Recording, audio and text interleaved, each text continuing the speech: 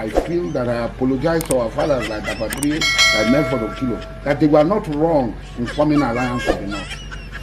As I am today, from today, I will walk and form alliance with the North and to crush all of the opposition. Because those who hate us, whatever we do for them does not mean anything to them. Whatever job people do to them does not mean anything to them. We go all over each other. We will take this message that it's only the Northerners that can work with the job people. We cannot work with the Yoruba people. They are betrayers to us. We risked our life, voted, did everything. This is what we get. Asari Dokunbo, why are you crying all of a sudden?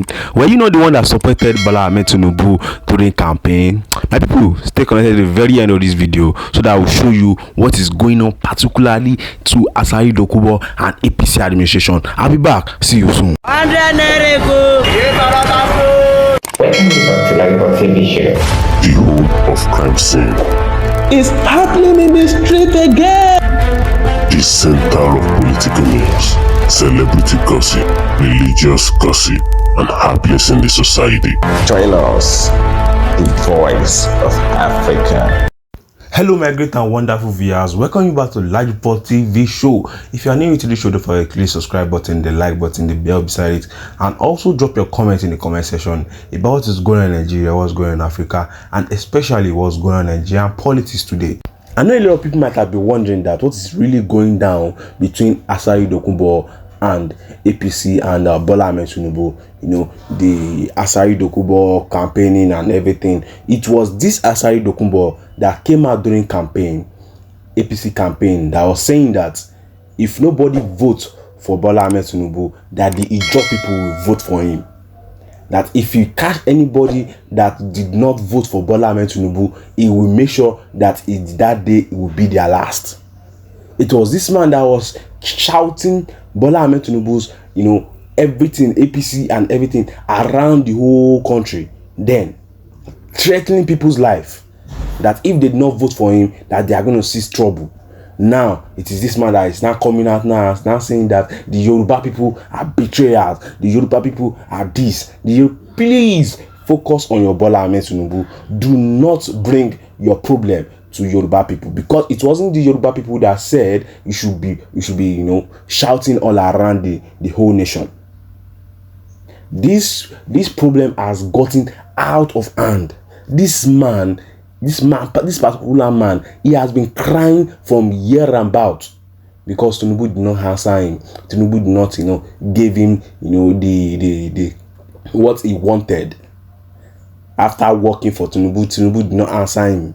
He's now shouting, he's now saying that the Yoruba people are at fault. That he's going to follow the. See, my people, just stay connected to the very end of this video, because what I'm about to show you, we explain everything that is going on between Asari Dokunbo and APC administration. I'll be back. See you soon. Don't forget, share the video to all social media platform.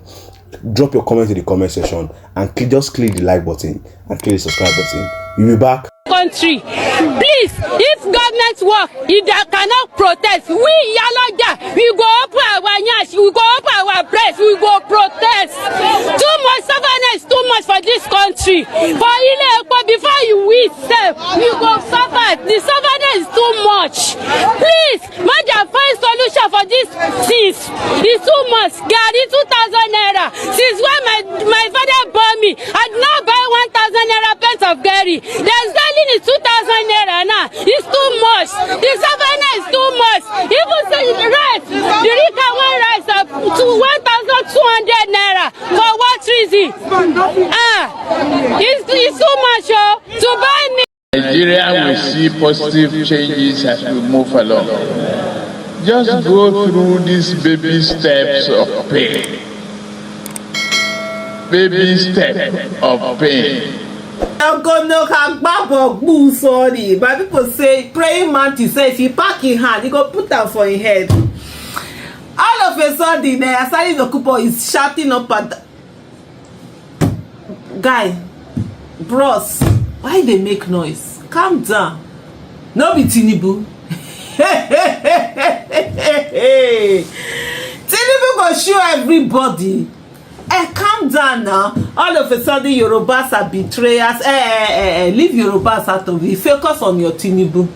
The way you don't insult Igbo people finish. You don't finish from Igbo. You don't jump back from Igbo now. You don't enter Yoruba people. Focus on your Tinubu. Share na Tinubu na. I've known Tinubu since 19gigirigigba. If Tinubu does not work, hold me accountable. I hope so your people don't suppose hold you accountable, drag you, take rope, try you, they drag you up and down. Since you say they should hold you accountable that Tinubu was going to work, all of a sudden you are now abusing Yoruba people. Why Yoruba people matter can enter this one now? Focus on the Tinubu where you vote for. Oh, it is not some people that they will now work with. It is not some people and it just people. Yeah, Anita. But anyway, let me not talk too much. You people should watch this video. Today, I feel that I apologize to our fathers like Dapadri, like Medford Okilo, that they were not wrong in forming an alliance with the North. And as young men, we will now start that same alliance now. As I am today, from today, I will walk and form alliance with the North and to crush all of the opposition. Because those who hate us, whatever we do for them does not mean anything to them. Whatever some people do to them does not mean anything to them. We go all over each other. We will take this message that it's only the Northerners that can work with the Jaw people. We cannot work with the Yoruba people. They are betrayers to us. We risked our life, voted, did everything. This is what we get. You saw the video that got me laughing, but honestly, I was just sitting down and I just scrolled and I just saw that video. I was supposed to go for a walk. Imagine me, I'm a boy. I sat down here. I said, I must do this video. Let the walk calm down for that.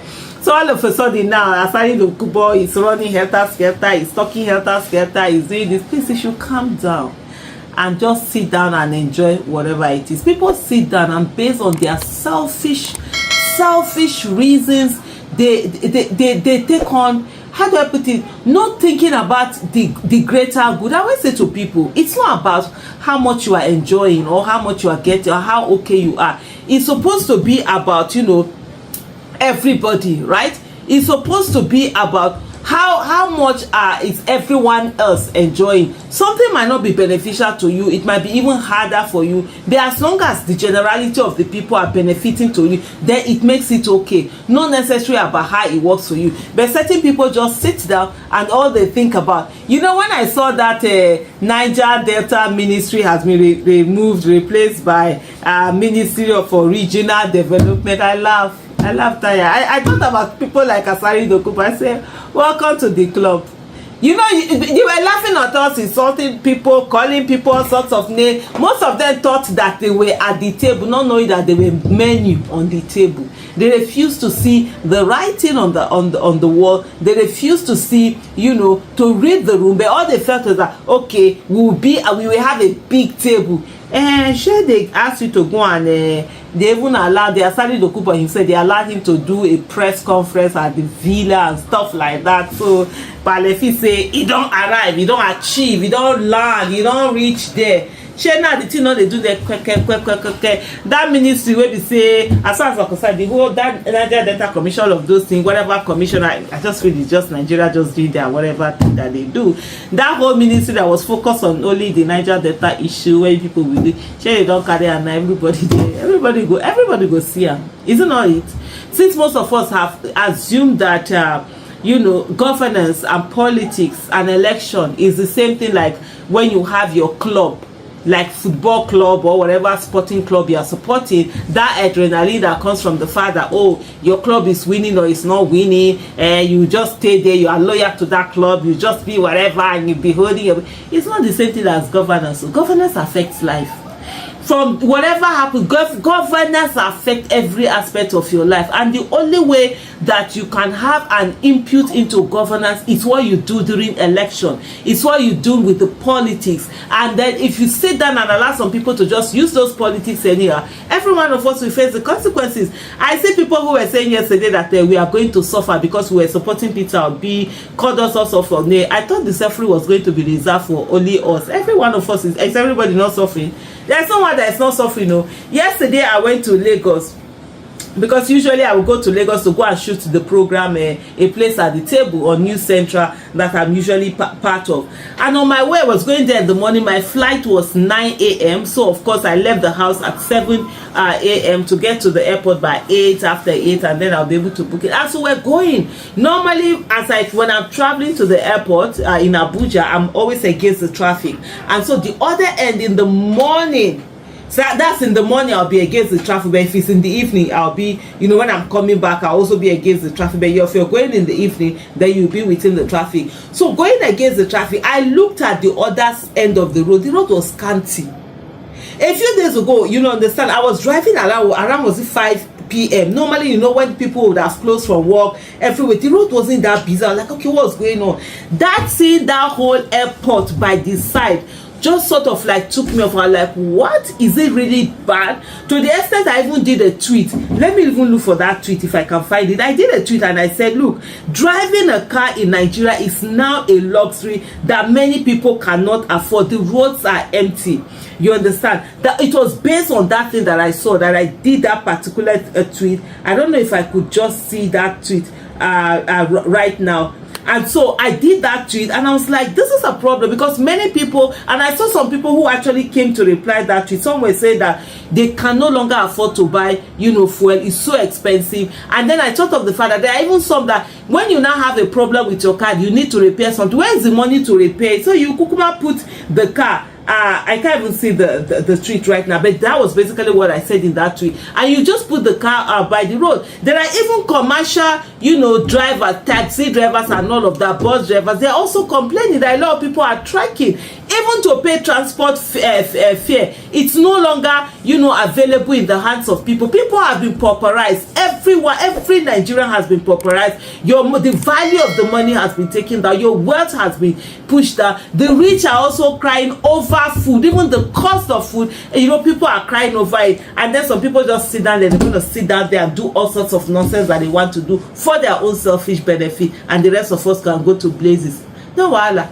Sure, all of us did the blazes now. I said, but sir, how can you rule without a blueprint? He said, I will only make a blueprint after winning the elections. I said, there will be a lot of distractions after winning the elections. You have to keep your eyes on the ball. He said, well, you know what? If you have anything you want me to put in my manifesto, then please bring it. He said his name is Falake, and that he's working for Tinubu. That he wants me to be a director in the civil society organization, and I told him point blank that I don't want to be part of it. Then he started to plead with me to please accept it. I said no, I don't want to accept it, because I've never sat with Tinubu to tell me what he has for us in the country general, and particularly the North. He said, please, madam. He started to beg me. I said, don't embarrass me, because I don't want to be arrogant. When people start to say, in the name of God, do this, then you feel bad to say no. So I gave him a condition.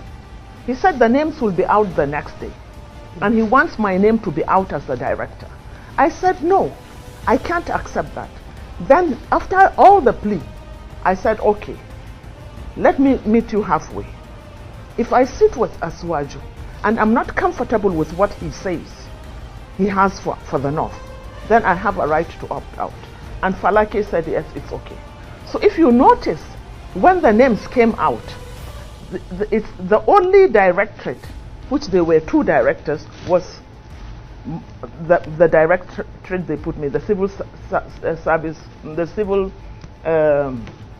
the civil society organizations. There were two. I was made a co-director. That night, I got around 11 p.m. I started to get phone calls. Normally, I don't pick my calls at night. But then I saw a message saying that Asiwaju wants to talk to you around 11 p.m. So I gave them a reply. I'm waiting. Immediately they saw my text, they called me back. And Asiwaju called me. He says, Hajia, I said, sir. He said, I respect your stance on not accepting the appointment. I said, yes, sir. Because I can't be a zombie. I just can't follow you because you said I should follow you. Let me know what you have for us up north. Because if I made a mistake on Buhari, with you, the truth is written on the horizon. So I have to know what you have for us. He said he's in London, that if I can, I should go over. He offered to buy me a ticket. I said, no, sir, I can afford a ticket. And then he said, can I get a hotel for you? I said, yes, that I will appreciate. I took the next Lufthansa to London. I saw him that same night, and we sat. And I said, sir, the reason why I'm not accepting your appointment is because I don't know what you have for us up north. Because in the north, every single person is either waiting to be killed or kidnapped. We can't go on like this. What is your blueprint for us? He told me that he doesn't have anything for us. I said, you mean, sir, you don't have a blueprint?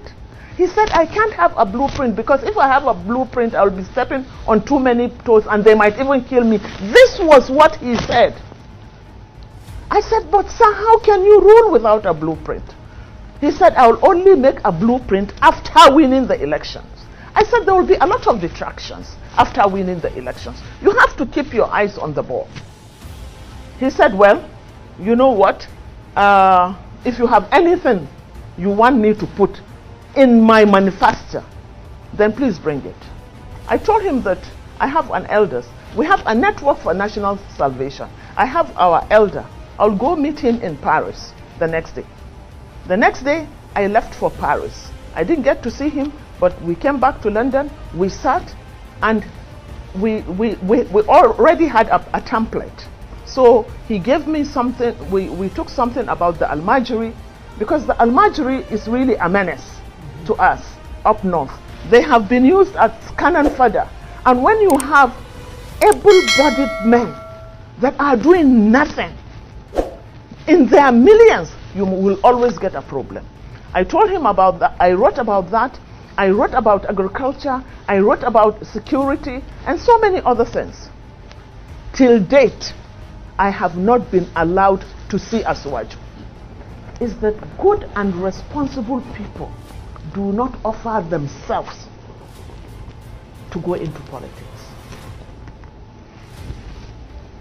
I just saw one thing about Baba Ahmed, and he broke down because he said he has never been insulted. It's part of the problem. If you cannot take the heat, you have to leave the kitchen. And you see there is so much hypocrisy with Nigerians when it comes to the question of religion, the manipulation of religion. When you say you are a Christian, and you know that Jesus alayhi salam fought corruption, he fought injustice, he fought to the extent that they looked and tried and did everything to take his life. But you say you are a material. He was spiritual. He didn't have a house. He didn't have anything. Okay. But you say you go to God. We prayed unto God, but you go to him with lies and hypocrisy. The same applies to our Muslim brethren. They go to God with lies. So there is this manipulation of religion, this manipulation of tribe, but up there is no difference between them. There is no difference between a Muslim thief, a Christian thief, an atheist thief. And then I keep telling them, when they see, because of deception, they see crime and criminality through a prism of tribe and religion. That is deceptive. Because what difference does it make to the victim that was killed or is killed by IPOB? What difference does it make if an Igbo man kills a Hausa man or a Hausa man kills an Igbo? Does it make any difference to the victim? No. But these things are trivialized. They are manipulated because most of our leaders are themselves criminals.